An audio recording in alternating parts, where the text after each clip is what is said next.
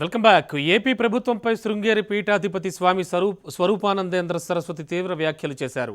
టీడీపీది ప్రజా వ్యతిరేక ప్రభుత్వం అన్న స్వరూపానందేంద్ర ప్రజలను హిందువులను మోసం చేసిందని అన్నారు.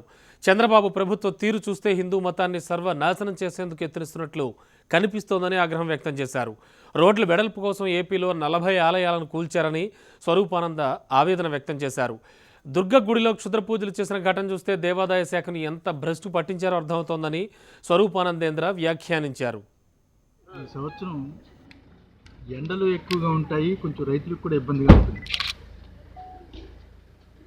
రాష్ట్ర ప్రభుత్వం పూర్తి స్థాయిలో గ్రామాలు పల్లెలు పట్టించుకోని పరిస్థితులు ప్రజలకి వ్యతిరేకంగా ఉండే ప్రభుత్వంగా మారబోతుంది. ఇప్పటికే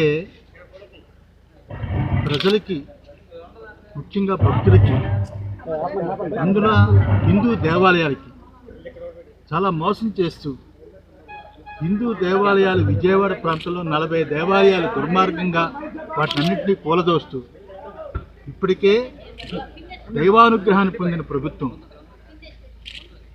ఇలాంటి ప్రభుత్వాలు హిందూ మతాన్ని సర్వనాశనం చేయడానికి పుట్టాయా అన్నట్లు దేవాలయ నిర్మాణాలని, ఎంతో పురాతన దేవాలయాన్ని కూల్చారు రోడ్ల కోసం. ఆ రకంగానే దేవాదాయ ధర్మాదాయ శాఖలో కూడా సదావర్తి భూముల దగ్గర నుంచి విజయవాడలో క్షుద్ర పూజలు, కనకదుర్గ అమ్మవారు క్షుద్ర పూజల దగ్గర నుంచి ఏవి చూసినా ఆ దేవాలయ వ్యవస్థను కూడా సర్వనాశనం చేస్తున్నారు. ఇలాంటి పరిస్థితుల్లో దైవానుగ్రహంతో కూడుకున్న ప్రభుత్వం, అలాగే 2018 కూడా గ్రహాలు కూడా బాగలేవు కాబట్టి రెండు చాలా అప్రతిష్టమైన ధోరణి ప్రభుత్వానికి రాబోతుంది.